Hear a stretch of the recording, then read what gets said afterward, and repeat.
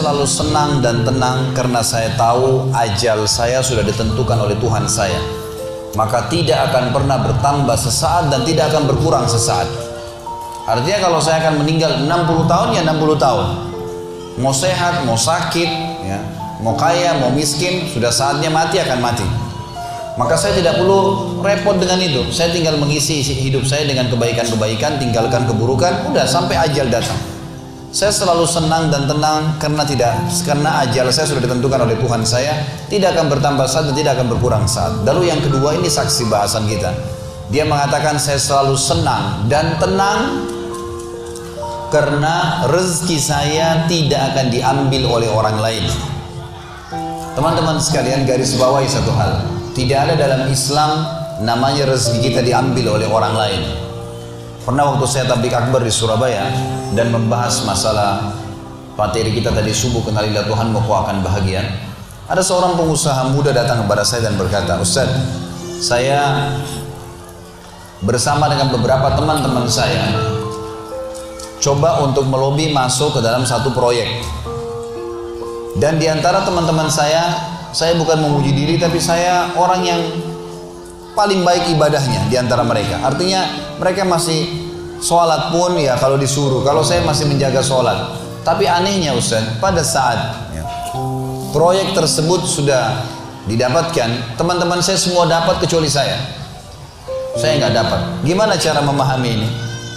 Sementara saya tahu benar bagaimana ibadah mereka yang kurang kepada Allah Subhanahu wa Ta'ala.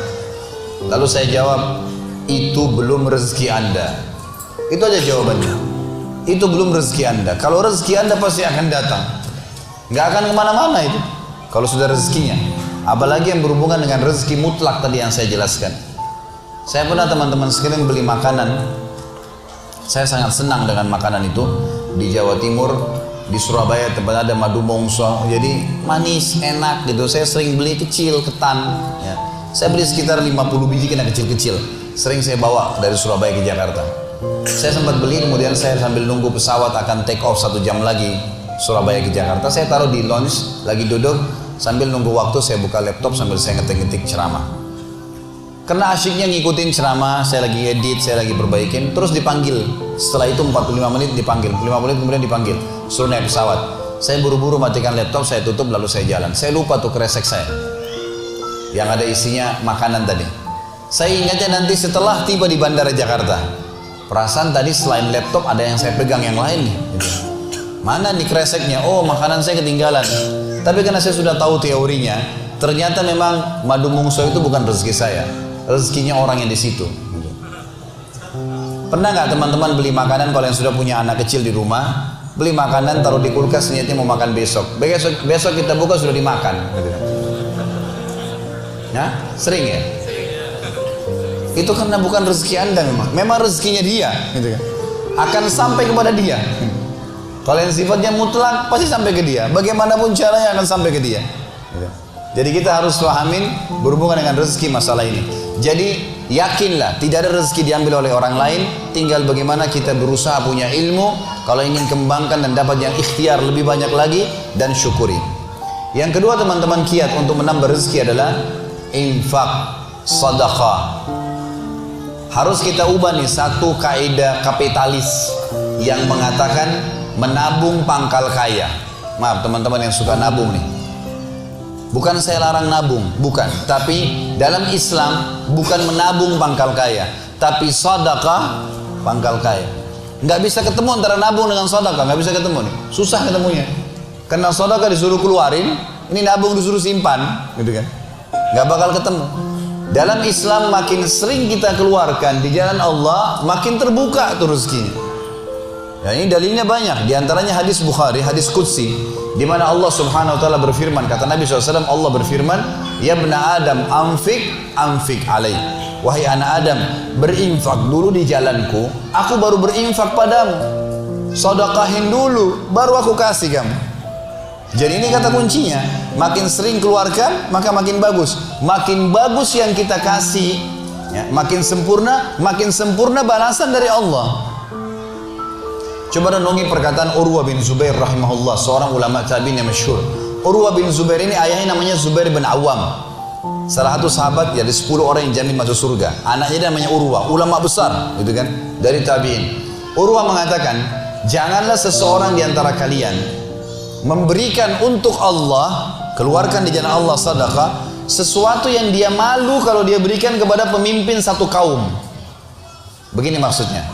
Saya ingin tanya teman-teman, coba renungin dan jujur jawabnya ya. Kalau seandainya Anda tiba-tiba diundang oleh, saya nggak tahu nih, di Bali ini apa? Wali kota ya? Diundang oleh wali kota. Baik, bapak ini atau ibu ini diundang ke wali kota, ditelepon khusus, datang ya ke kantor saya besok, dan tolong beliin saya buah. Pesan beli buah. Kira-kira teman-teman sekalian, pada saat wali kota pesan buah dari Anda ini, beli buahnya di mana? Di pasar kaki 5 kah? Emperan jalan? Masuk supermarket. Cari buah yang biasa-biasa saja atau buah yang paling bagus? Kalau ada sedikit rusak kulitnya, tercoret, atau mungkin terkelupas, dimasukin nggak? Setelah kita beli buah-buah yang paling bagus, yang paling mahal, ditaruh di kresek atau cari alat yang taruh tempat yang lain? Cari keranjang, pakai plastik, pakai kartu nama, luar biasa. Kenapa? Karena wali kota yang pesan. Coba teman-teman sekalian, kalau ibu Anda yang pesan, bapak yang pesan, nah beliin ayah, beliin ibu jeruk ya, buah. Beli di mana kira-kira? Di kaki 5. Kemudian penjualnya bilang, ini ada rusak sedikit, gak apa-apa, masukin aja. Pakai kresek tua ini, bekas ikan, udah gak apa-apa. Ini yang Urwah rahimahullah berkata, janganlah seseorang di antara kalian ya memberikan untuk Allah di jalan Allah. Orang tua kita tuh kalau bakti luar biasa pahalanya kan gitu. Yang kalian malu kalau kalian berikan kepada pemimpin satu kaum. Mestinya ibu ayah kita tuh dibuatin kayak tadi tuh, malah lebih hebat daripada itu. Pilihin buah yang paling bagus, dikemas yang paling bagus dan seterusnya. Mestinya begitu. Tapi seperti itulah manusia, karena tidak paham teman-teman sekalian. Sesuatu yang dikeluarkan di jalan Allah akan mendatangkan respon rezeki yang banyak. Ini satu hal yang harus digarisbawahi, dan akan saya bacakan banyak sekali dalil berhubungan dengan masalah itu, di mana Allah Subhanahu wa taala menyuruh kita keluarkan. Ingat, makin baik kita berikan, makin baik juga respon dari Allah Subhanahu wa taala. Coba teman-teman muhasabah nih. Kalau celengan masjid lagi lewat dan Anda punya 1000 baru 1000 tua, yang mana ditaruh? Kenapa 1000 tua yang ditaruh? Karena belum tahu nih, kalau saya berikan di jalan Allah, ini akan datang responnya. 1000 baru yang kita beli air mineral di luar sana, ini pemahaman yang salah. Ini yang kita mau lurusin malam ini nih. Mestinya teman-teman sekalian cari uang yang baru dikasih ke jalan Allah, yang tua dipakai belanja. Mestinya begitu.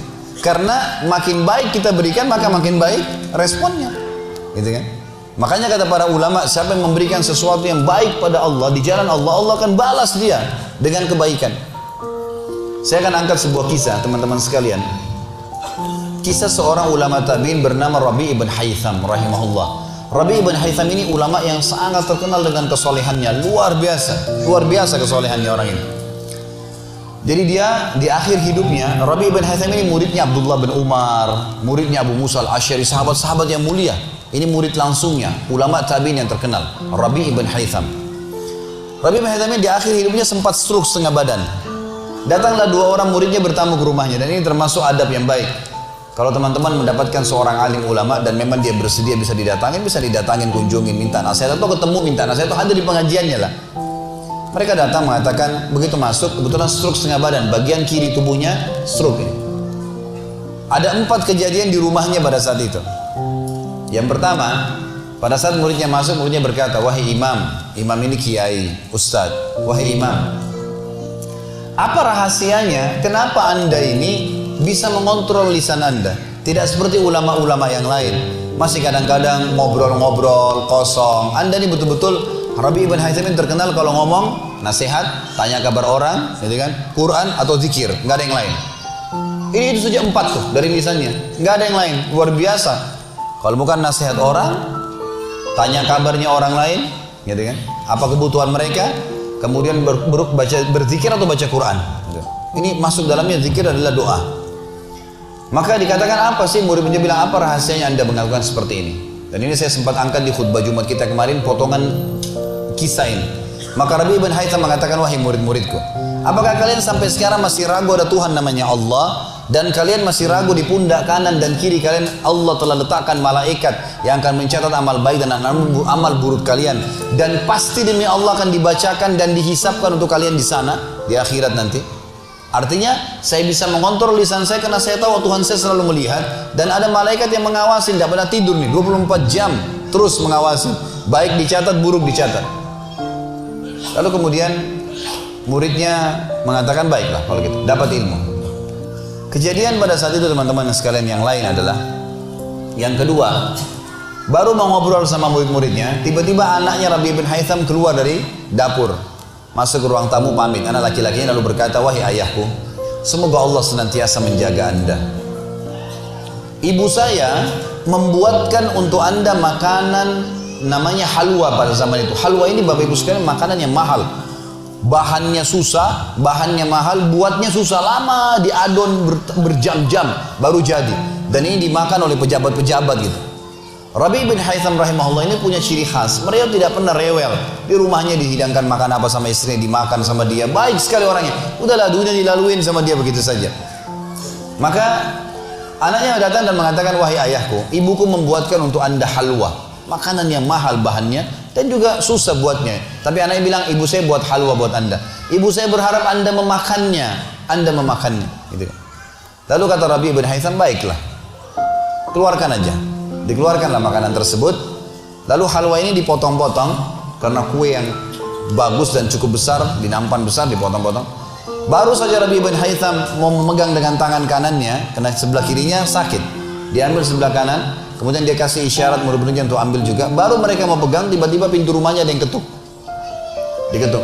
Dia kasih isyarat anaknya, suruh buka pintu itu. Dibuka pintu itu. Anaknya pergi sana. Waktu dibuka teman-teman sekalian, ini ternyata yang ketuk pintu bukan orang biasa, orang yang luar biasa, orang gila, gitu kan.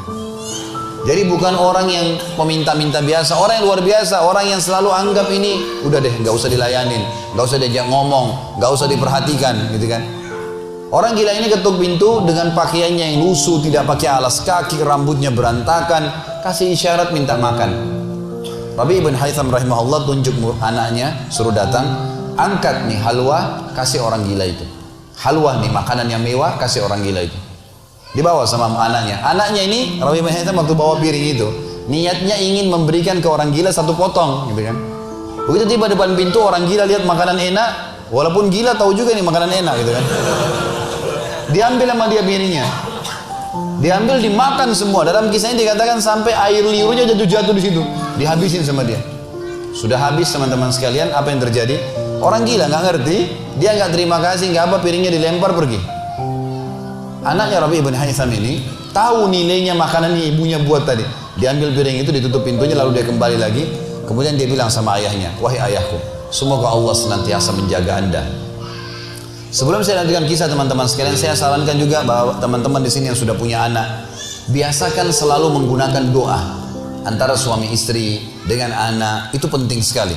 Karena kata Nabi SAW, jangan ucapkan kata-kata doa yang bisa berbau doa buruk buat kalian, diri kalian, keluarga kalian, dan harta kalian. Karena bisa saja malaikat lewat dan mengaminkannya. Kita harus selalu doa yang baik, gitu kan. Jadi Rabi' bin Haytham membiasakan anaknya untuk dilatih berdoa yang baik. Jadi selalu kalau mau minta tolong, nak, semoga Allah menjagamu, ambilkan ayah ini. Nak, semoga begini, semoga Allah menjagamu, semoga Allah berikan kau rezeki, ambilkan ayah seperti ini. Jadi selalu diikuti dengan doa. Anaknya pun terbiasa mendoakan ayahnya. Dalam kondisi anaknya jengkel karena perilaku si orang gila tadi, dia kembali, dia masih sempat mengatakan, ayah, semoga Allah menjaga anda. Tadi itu ayah yang minta-minta orang gila. Dia tidak mengerti nilainya makanan yang kita kasih. Kalau tadi anda suruh saya ke dapur ngambil apa saja, roti lah, apalah, dia makan juga. Kenapa harus halwa yang ibu saya setengah mati buat, biayanya mahal, buatnya lama, gitu kan. Jadi anaknya butuh jawaban nih. Perhatikan apa jawabannya orang beriman kepada Allah dan tahu benar kata kunci bertambahnya rezeki justru dengan sedekah itu. Kata dia apa? Ya waladi illam yadri fallahu yadri. Baru dia baca ayat lan tanalul birra hatta tunfiqu mimma tuhibbun. wahai anakku, kalau orang gila itu tidak tahu nilainya makanan yang kita kasih, nggak penting buat saya. Karena Allah tahu nilainya, bukan dianya, tapi Allah tahu nilainya. Dan ingatlah firman Allah, kalian tidak akan mendapatkan, gitu kan? Kalian tidak akan mendapatkan balasan sempurna daripada sedekah kalian sampai kalian menginfakkan apa yang paling kalian cintai. Saya suka halwa itu, tapi disuruh kasih. Teman-teman sekalian, pelajaran luar biasa dari kisah ini. Pernah nggak kita berpikir berikan makan orang gila? Kadang-kadang subhanallah kita lihat orang gila ambil di sampah, kita biarin, nggak mau dilihat. Kalau kita nggak kasih makanan dia, siapa yang akan kasih makan? Dan Allah tetap menilai kita dan sesuai dengan niatnya. Innamal a'malu binniyat. Termasuk saya pernah jelaskan ke jamaah saya di pengajian, kalau ada orang datang ke masjid kita ini sekarang bawa proposal, teman-teman sekalian, nih proposal, saya mau bangun masjid, butuh bantuan 1 miliar, kita nyumbang semua, terkumpul 1 miliar. Sebulan kemudian kita tahu orang itu dusta, rugi kah kita? Tidak rugi sama sekali. Kita akan dapatkan pahala bangun masjid walaupun masjidnya belum dibangun, karena innamal a'malu binniyat, gitu kan? Allah akan kasih begitu. Siapa yang niat mengerjakan satu perbuatan, niat dalam hatinya, belum dikerjakan dapat 1 pahala, dikerjakan diberikan pahala 10 kali lipat sampai 700 kali lipat, kata Nabi SAW. Jadi jelas sekali, gitu kan? Bagaimana Rabi ibn Haytham mengajarkan kepada kita bersedekah, teman-teman, sampai pada orang gila pun dikasih, karena Allah akan menilai kebaikan itu. Bagaimana bisa kita tidak lakukan? Maka selesai kisah yang kedua. Kisah yang ketiga adalah muridnya mengatakan, wahai imam, apa nasihat anda? Apa nasihat anda untuk kami dalam masalah ibadah? Tentu yang jadi saksi bahasan tadi orang gila dikasih makan itu ya. Maka dia mengatakan waktu ditanya oleh muridnya apa nasihatnya dalam ibadah, ibadah kami apa nasihatnya, sholat, puasa, apa nasihat anda? Maka beliau mengatakan, alaikum bil asrar, rahasiakan amal soleh kalian, jangan ceritakan sama siapapun. Kerjakan tapi jangan ceritakan. Udah, Allah sudah utuskan ada malaikat yang catat semua kebaikan, tidak dibayar, tidak pernah tidur, lengkap semua data-datanya hari kiamat, semua dicatat. Rahasiakan amal soleh kalian, jangan ceritakan sama siapapun, jangan buka sama siapapun. Baik, lalu kejadian terakhir di rumahnya adalah, teman-teman sekalian, waktu itu terdengar azan duhur, stroke setengah badan nih. Lalu Rabi ibn Haytham ini, saya sekalian berikan motivasi kepada teman-teman yang masih malas sholat di masjid. Rumah Allah harus didatangi, teman-teman sekalian, fadilahnya sangat besar.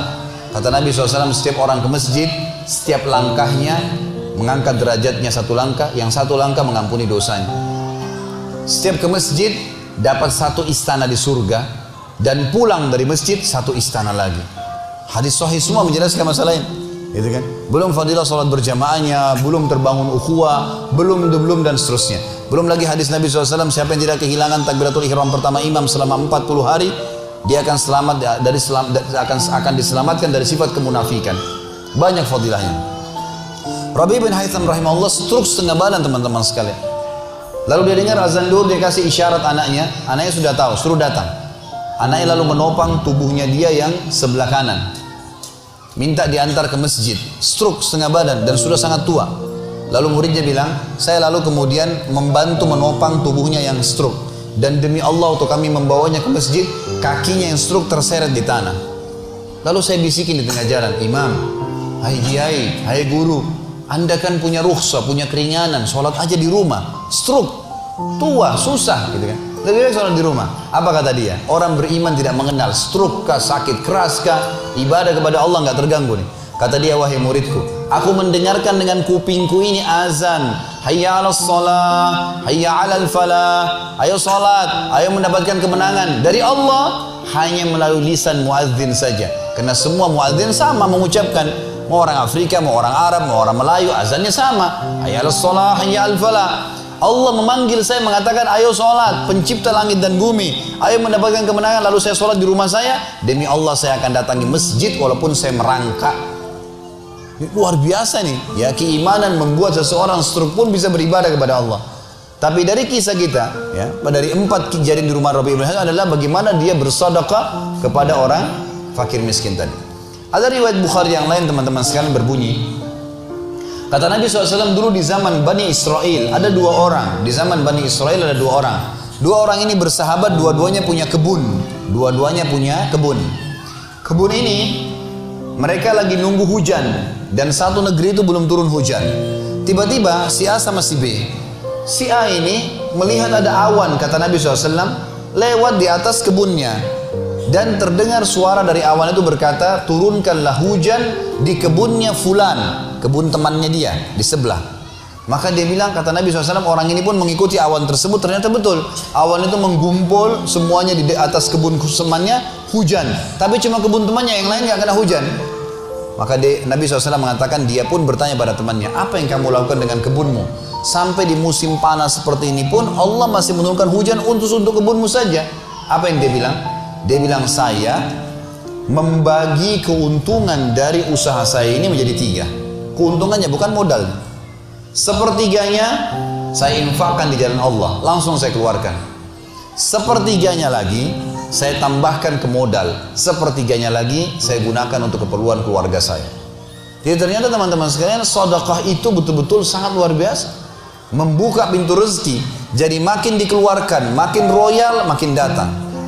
Saya sarankan teman-teman kalau bisa ikutin ceramah saya di YouTube, ada tentang Abdurrahman bin Auf, sahabat Nabi, serial sahabat. Kita sudah membahas 9 sahabat, Abu Bakar, Umar, Uthman, Ali, Talha, Zubair, kemudian Abdurrahman bin Auf, Talha bin Ubaidillah, terakhir itu Sa'id bin Zaid. Dan insya Allah hari Sabtu depan ini akan ada tablik akbar sahabat yang ke-10, Abu Ubaidah bin Jarrah.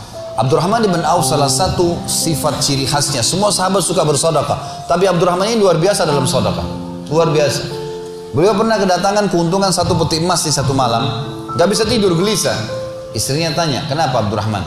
Dia bilang, saya gak bisa tidur nih, belum pernah ada keuntungan sebesar ini.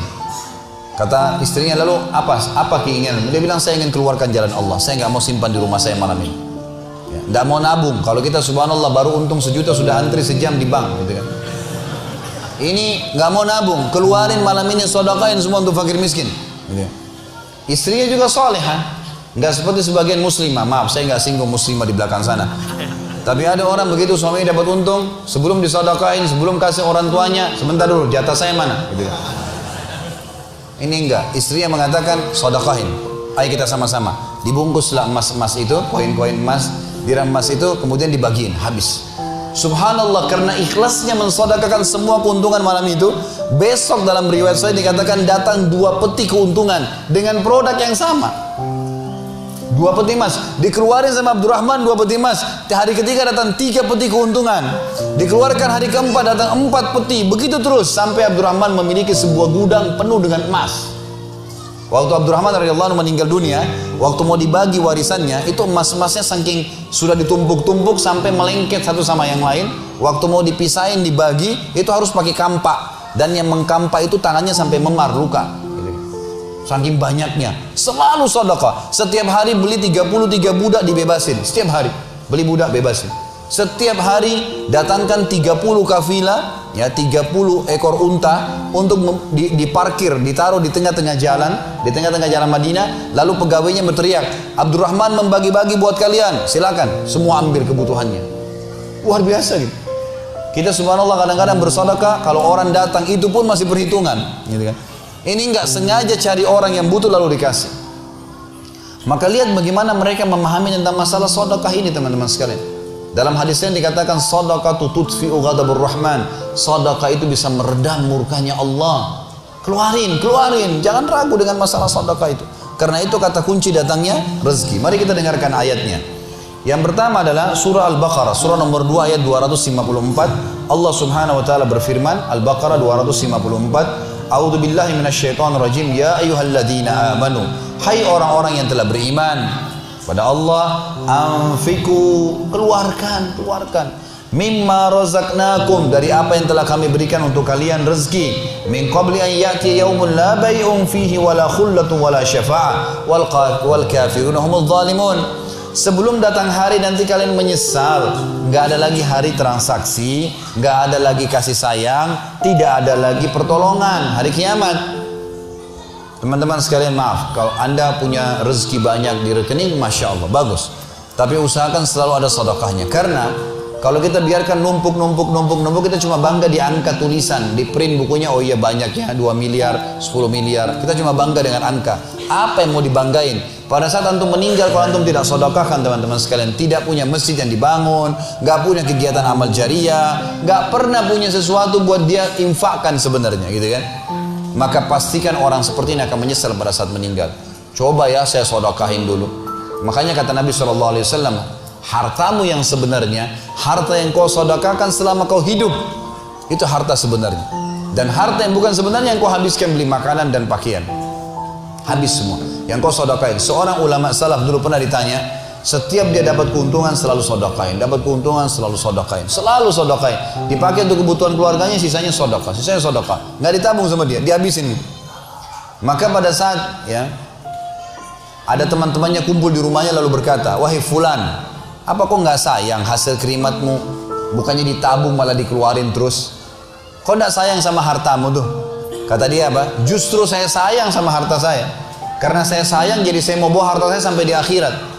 Ini sedekah saya bawa sampai di akhirat. Kalau saya simpan di sini saya cuma tabung untuk dunia saja. Gitu. Jadi lihat bagaimana mereka memahami tentang masalah sedekah itu. Kemudian dikatakan dan orang-orang kafir mereka lah orang-orang yang zalim. Mereka tidak mau sedekah, maka mereka zalim sebenarnya. Kemudian surah Ibrahim, surah nomor 14 ayat 31 sampai 34. Allah Subhanahu wa taala berfirman, A'udzubillahi minasyaitonir rajim, qul li ibadiyalladzina amanu. Katakanlah hai Muhammad kepada hamba-hamba saya yang telah mengaku beriman, yuqimus shalah, mereka mendirikan salat, jaga salat 5 waktu mereka, salat-salat sunnah mereka, wa yunfiku, dan mereka bersedekah, menginfakkan mimma razaqnahum, dari apa yang kami menjadikan sebagai rezeki buat mereka, sirran wa alaniyah, baik sembunyi-sembunyi ataupun terang-terangan. Karena kadang-kadang kalau ada orang minta di pinggir jalan kita nggak mungkin sembunyikan, tinggal mengontrol supaya tidak riya saja. Min qabli an yatiya yaumun la bay'un fihi wala khilal, sebelum datang hari tidak lagi transaksi, nggak bisa lagi kita keluarkan uang kita. Di akhirat nggak laku lagi rupiah, nggak laku lagi dolar, nggak laku lagi pound sterling, nggak ada lagi semua itu. Yang laku adalah yang sudah disedekahkan selama di dunia. Sebelum datang hari yang tidak ada transaksi dan tidak ada lagi persahabatan. Allahul ladzi khalaqas samawati wal ard, yang menyuruh kalian sholat tadi dan menginfakkan apa yang kalian telah diberikan adalah Allah yang telah menciptakan seluruh langit dan bumi. Wa anzala minas sama'i ma'a, dan telah menurunkan dari langit air. Fa akhraja bihi minas samarati rizqan lakum, lalu dengan air hujan itu dia tumbuhkan buah-buahan sehingga kalian bisa menjadikannya sebagai rezeki kalian, menutupi kebutuhan kalian. Wa sakhkhara lakumul fulka litajriya fil bahri bi amri, yang menyuruh kalian sholat dan berinfak itu adalah Tuhan Allah yang telah menundukkan lautan sehingga bahtera-bahtera kalian bisa meraung di atasnya. Wa sakhkhara lakumul anhar, juga yang telah menundukkan sungai-sungai buat kalian, bisa dilewatin atasnya, bisa diambil ikan-ikan dan seterusnya yang ada di dalam lautan dan sungai itu. Wa sakhkhara lakumusy syamsa wal qamara da'ibain, dan juga yang menyuruh kalian sholat dan menginfakkan harta kalian adalah yang telah membuat, yang menundukkan matahari dan bulan yang rutin terus menerus setiap pagi dan malam silih berganti untuk memenuhi kebutuhan kalian. Wa sakhkhara lakumul laila wan nahar, dan menundukkan juga buat kalian malam untuk istirahat dan siang untuk bekerja. Wa atakum min kulli ma sa'altumu, dan juga dia akan memberikan semua apa yang kalian minta kepadanya. Wa in ta'uddu ni'matallahi la tuhsuha, kalau kalian ingin menghitung-hitung nikmat Allah maka kalian tidak akan mampu. Innal insana la zalumun kafar, sesungguhnya manusia itu zalim, kafar, kufur, gitu kan. Dikatakan dalam sebuah hadis, kata Nabi SAW, manusia itu kufur.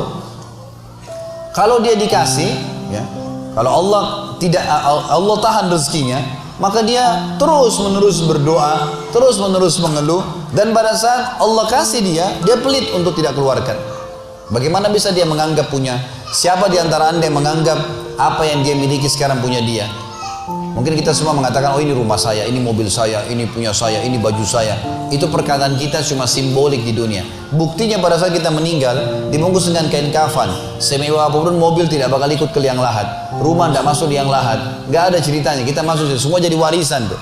Itu buktinya. Lahir tanpa pakaian, masuk kuburan juga dengan satu lembar pakaian. Gitu. Berarti bukan milik kita. Maka kesempatan kita memperbanyak amal sedekah kita sehingga memang mendapatkan pahala yang besar. Dan sekali lagi bahasan kita, sedekah mendatangkan rezeki yang banyak.